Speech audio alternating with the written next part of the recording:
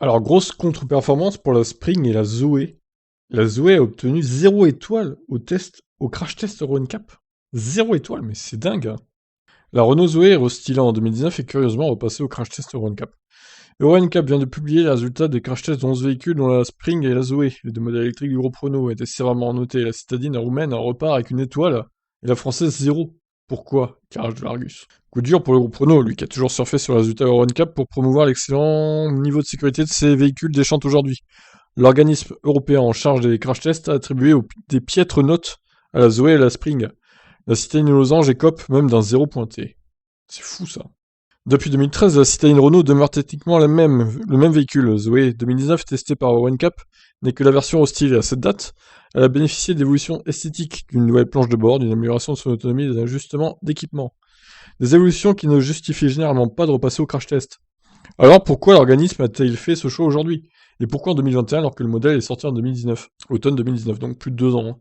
À ces questions, Euro NCAP répond qu'il a été sollicité par l'un de ses membres suédois, Traffic Verket, pour retester ce véhicule, particulièrement publicité en Europe.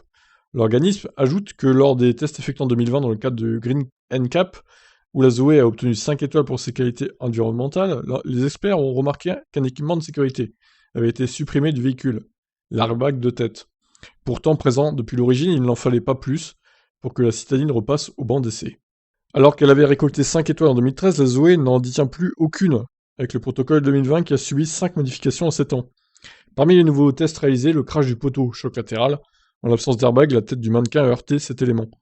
Euro NCAP a jugé que l'absence de ce dispositif représentait une dégradation de la protection des occupants, pouvant causer la mort, et donc abaisser la note pour les adultes en conséquence. La Zoé n'a obtenu que 43% de la note. Voilà. Par ailleurs, Euro NCAP justifie le piètre bilan de la Zoé par l'absence de freinage automatique d'urgence en série. La EB fait partie de la longue liste des équipements dont la présence est désormais requise pour obtenir une étoile supplémentaire Euro NCAP. Or, la version Life d'entrée de gamme n'en est pas pourvue de série, contrairement au livret supérieur. Par conséquent, le 0 pointé n'en serait pas un autre avec une autre finition. N'en serait pas un avec une autre finition plutôt. Les petits véhicules n'en disposant pas toujours pour afficher des tarifs attractifs sont d'office pénalisés. Au chapitre des aides à la conduite, la Zoé ne décroche que 14% de la note. Enfin, dans la catégorie de protection des occupants enfants, la Zoé obtient 52% de la note et 41% au chapitre protection des occupants vulnérables. Si Euro NCAP conclut que la nouvelle Zoé offre une mauvaise protection en cas d'accident dans l'ensemble et manque de technologie de sécurité significative, la disqualifiant pour toutes les étoiles, elle n'est pas devenue dangereuse pour autant.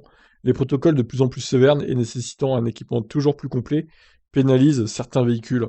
De son côté, Renault rappelle qu'avec le même équipement, un modèle peut perdre jusqu'à 2 étoiles à chaque changement de protocole, et se défend donc en réaffirmant que Zoé E-Tech électrique est un véhicule sûr, qui répond à toutes les normes de sécurité réglementaires.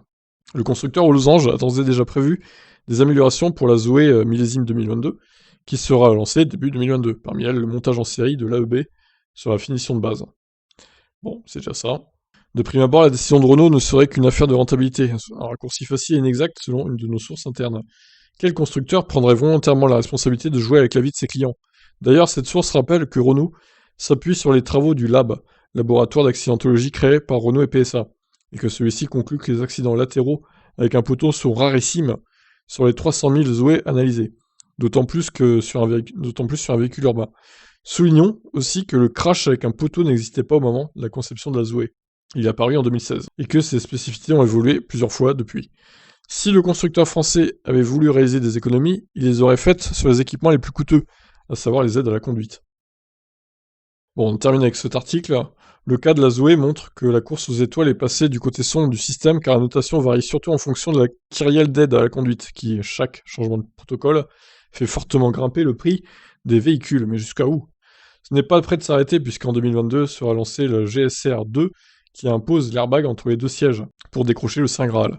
À l'image de PSA, certains constructeurs s'insurgent contre ce diktat et choisissent de ne plus viser les 5 étoiles. C'est ce que peut jouer avec la avec la 208, qui n'est pas équipée de la caméra high-tech sur la version de base, 4 étoiles. Si Euro NCAP voulait réagir à la grogne des constructeurs, il ne s'y serait pas pris autrement qu'avec ce crash de la Renault Zoé. D'ailleurs, cette dernière ne serait pas la seule à décrocher le bonnet d'âne.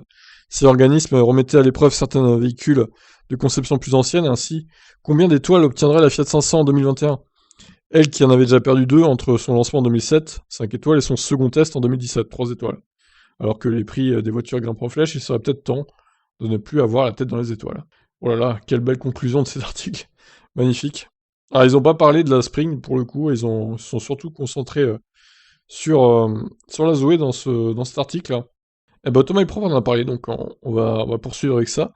Concernant la Spring, donc, la note d'une étoile est moins surprenante pour tenir un tarif low cost. Dacia a fait l'impasse sur un certain nombre d'équipements qui sont aujourd'hui considérés comme nécessaires par Euro NCAP pour obtenir de bonnes notations. Dans le détail, la Spring obtient 49% en protection adulte, 56% en protection des enfants, 39% en protection des piétons et seulement 32% pour les aides à la conduite.